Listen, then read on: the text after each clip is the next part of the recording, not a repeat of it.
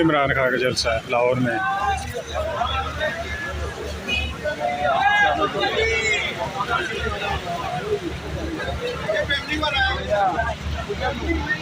ये बच्चे तुम्हारे साथ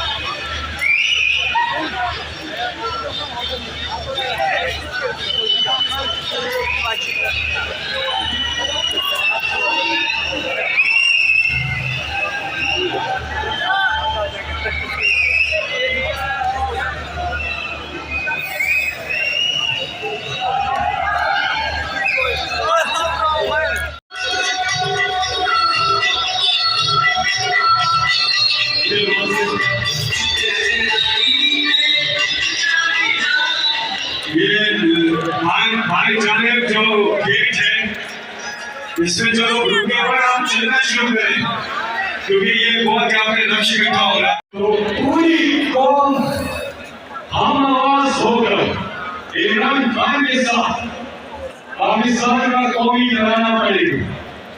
पूरी दुनिया में जाए पाकिस्तानी हमें देख रहे हैं इस मीडिया पर और स्क्रीन पर रहते हैं पाकिस्तान के अंदर और घरों में टेलीविजन पर और मोबाइल फोन पर